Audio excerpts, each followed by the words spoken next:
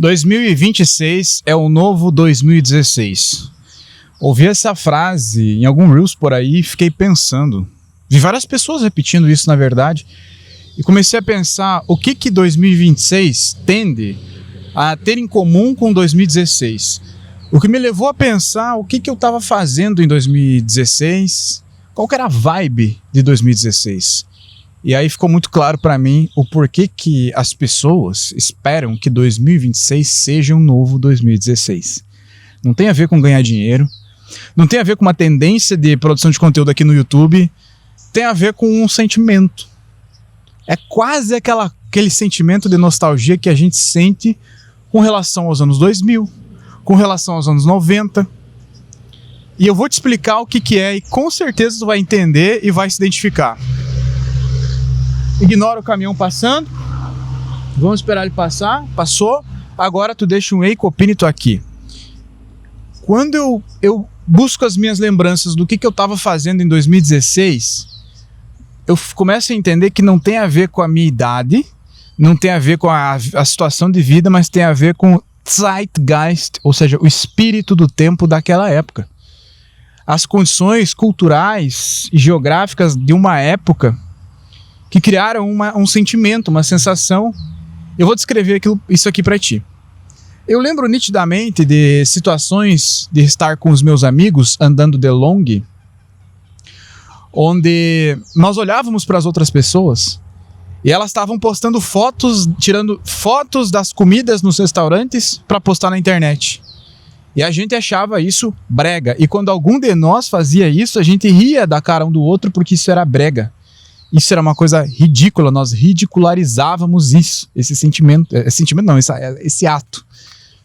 Era ridículo, era uma coisa que a gente chamava de Matrix. Você está entrando para uma Matrix, isso é feio, isso não se faz, isso não é legal.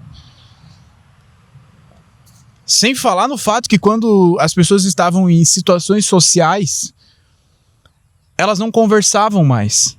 Elas estavam todas em silêncio no WhatsApp, conversando com outras pessoas que não estavam lá presentes, conversando, mexendo no Instagram, enfim. Foi o momento onde começou o fato das pessoas ficarem imersas nos seus próprios smartphones e deixarem de viver a vida real. Na verdade, isso já vinha acontecendo antes, mas esse foi o momento que deu para perceber que isso estava começando a soar como algo estranho, começando a soar como algo ridículo. Esse é o sentimento que me passava. Eu tenho muitas lembranças de eu e os meus amigos ridicularizarmos essas pessoas e exatamente por causa disso nós trazermos como um valor do nosso círculo social íntimo o momento presente. Me fez valorizar cada vez mais as pessoas, né, que eu poderia conversar pessoalmente, assuntos profundos, coisas profundas, que uma pessoa que ia estar ali 100% no presente comigo. 2 anos depois, eu viria a abrir esse canal aqui em 2018 com o vídeo que anunciava a chegada desse canal, chamado Poder da Presença, que é exatamente sobre esse assunto. Com o tempo, esse ato de ficar se amostrando na internet começou a ser normal. E não só normal, começou a virar negócio para muitas pessoas. Começou a virar negócio para todo mundo, na real. Isso começou a virar normal, cara, uma coisa normal, e parece que com o tempo, e o que eu vou falar aqui pode ser até meio obsoleto, é assunto de ter sido refletido há 6, 7 anos atrás. O fato de que toda comida postada, toda comida que tu compra no restaurante tem que ser fotografada e postada, porque senão tu não vai parecer aquela pessoa interessante. E é como se fosse que o Instagram tivesse virado uma espécie de jogo gamificado, que tu vai agregando o status social igual aquele episódio do Black Mirror. Através dos lugares que tu frequenta, dos restaurantes, das coisas que tu compra, dos treinos que tu faz, né? Todo treino tem que ter o check ali no final, com a foto, caso contrário ele não vai fazer efeito.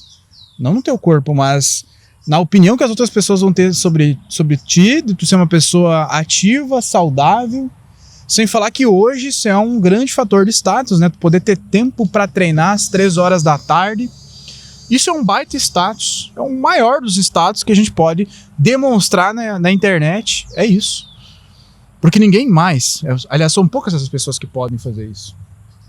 Com o tempo isso foi virando normal, fazendo com que o smartphone, a internet móvel, que existe há muito tempo, né, cara? Mas ali em 2016 parece que foi um ponto de virada. Talvez me lembra nos comentários se eu estiver falando alguma bobagem, mas eu acredito que foi por aí que veio os stories, né? Foi mais ou menos nessa época que o Instagram comprou o Snapchat e acoplou os stories. Acredito que foi por aí.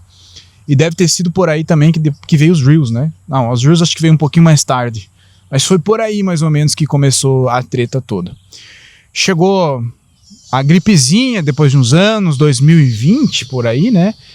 E junto com a gripezinha também estourou o TikTok, também estourou o conteúdo rápido, também estourou isso e capacitou muitas pessoas a ser influenciador, produtor de conteúdo, fazendo com que cada vez mais tivesse conteúdo, mais conteúdo sendo feito e conteúdo mais interessante sendo feito.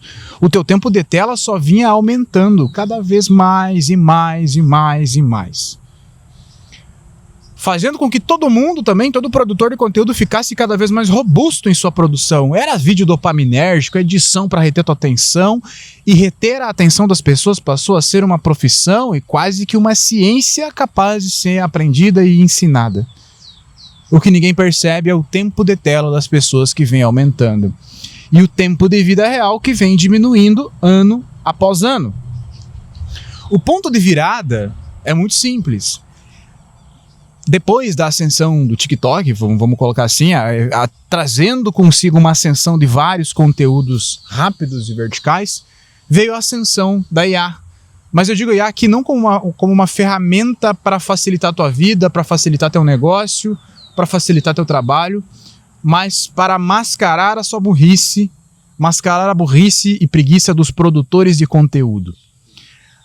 A IA funciona de uma forma muito simples. Ela constrói conteúdo baseado no conteúdo existente na internet, e se todo o conteúdo existente na internet, ou grande parte dele, foi construído por IA, a IA tá se punha. É como se um GPT masturbasse o outro, e aí nós temos um bando de conteúdo genérico e a internet virou isso.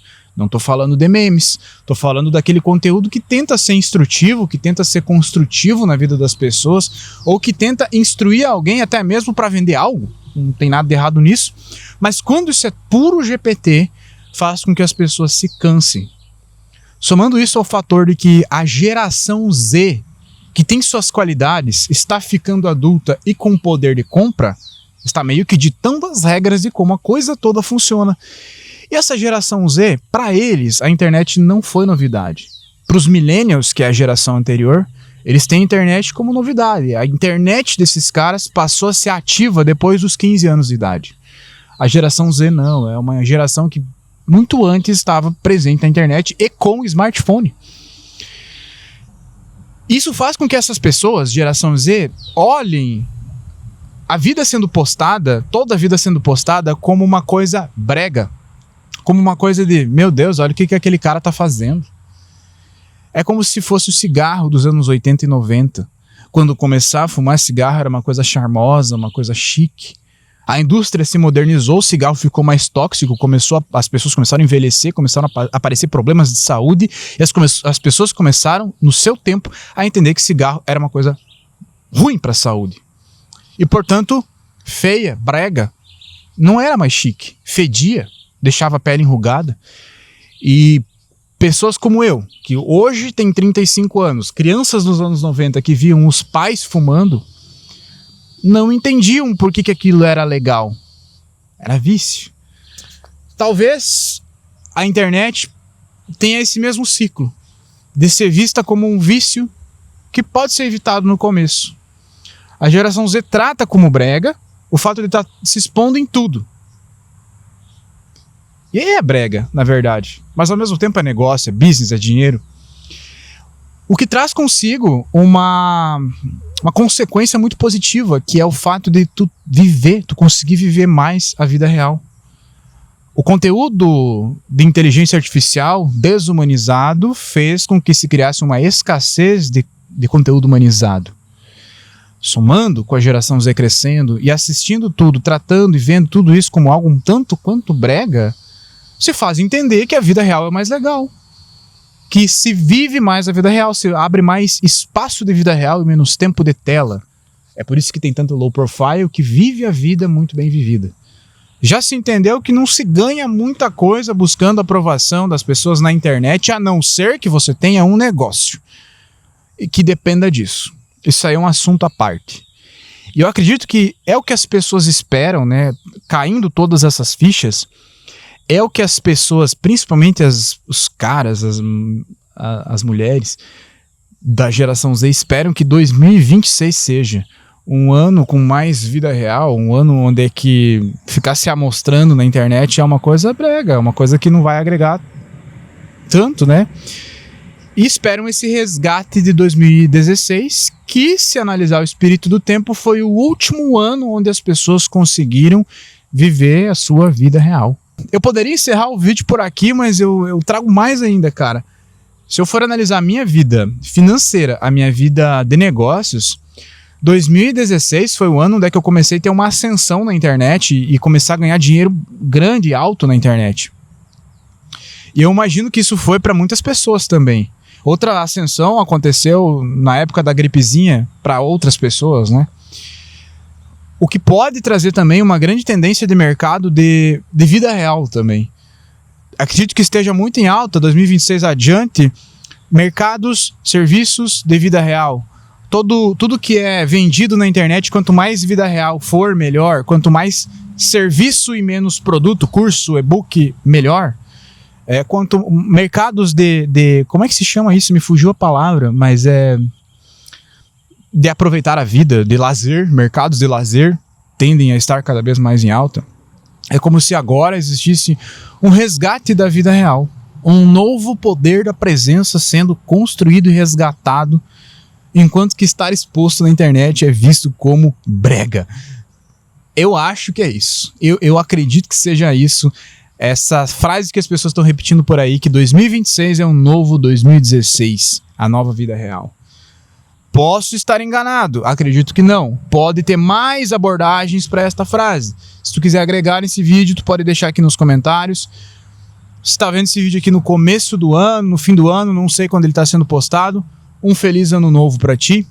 Que tu tenha muitas alegrias e muita vida real nesse ano que vai chegar aí, nesse 2026. E obviamente também muito dinheiro. Aí se tu quiser, tu me acompanha. Deixa um aí, Copinito aqui.